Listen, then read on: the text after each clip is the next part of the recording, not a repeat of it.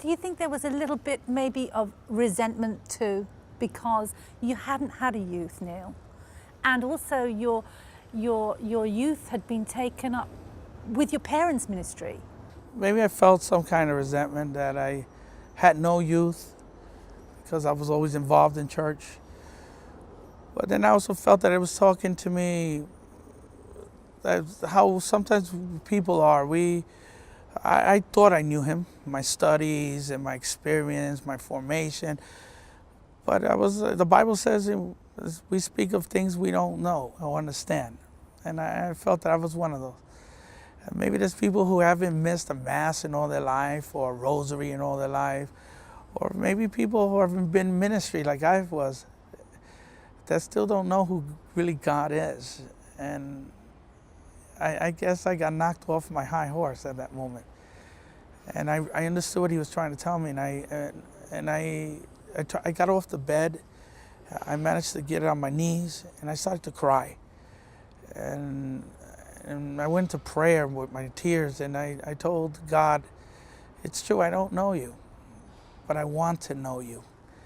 And when I said that, I felt something that came over me, and it was a pain that I've never felt in my life or experimented in my life.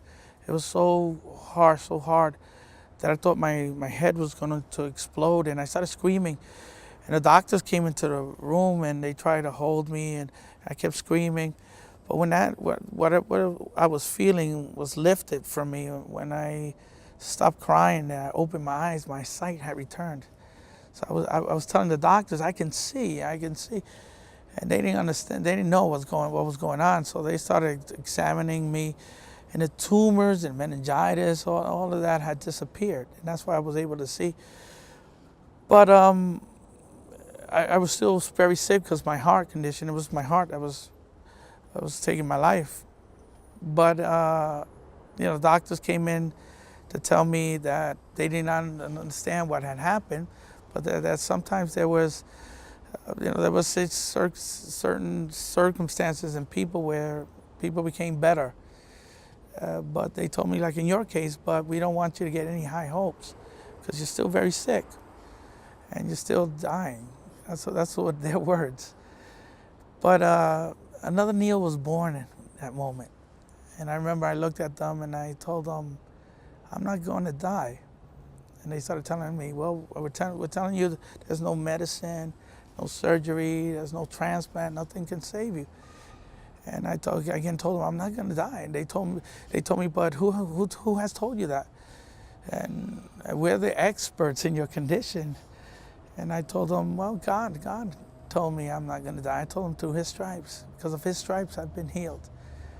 And they didn't understand nothing I was saying. But at that moment, I started a whole new faith walk. I just believed that I was healed. And I insisted on going home. I insisted on leaving the hospital, something they didn't want to do because I was very ill. And my parents, they had signed a bunch of documents so they won't get, so no lawsuits will go against the hospital. Well, they allowed me to go home, and when I was walking out of the hospital, one of those doctors told me, I understand why you want to leave. If I only had 3 months to live, I wouldn't want to spend my last days here at the hospital. I would want to spend them next to the people I love. I knew he didn't understand. But I went home, and they told me to stay, not to do no activities, because I would accelerate my condition. I wouldn't last 3 months.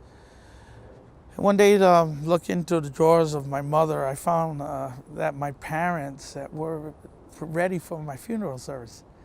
I found documentation, all the bills, and they already had done the payments for my funeral, so my death wouldn't catch them by surprise. They were ready for it. And later I found out that they had told my whole family to be ready on standby because it can happen at any time. So when I saw all those papers and I saw my name on it, I got very upset. And I went up to my parents and I tossed them the papers. And I told them, I said, Mom, Dad, either sell that or save it for somebody else because you're going to lose all your money. Because I am not going there. because I've been healed through his stripes.